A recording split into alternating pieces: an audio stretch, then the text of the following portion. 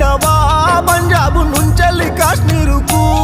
కొడుకు వెళ్ళేది చెప్పాలి తల్లిదండ్రితోని చెప్తే తట్టుకోలేరు నేను ఒక్కగా నొక్కనంటూ శివరాగ వీడియో కాల్లో నువ్వు మనసారా మాట్లాడి నిద్రొస్తుందమ్మంటూ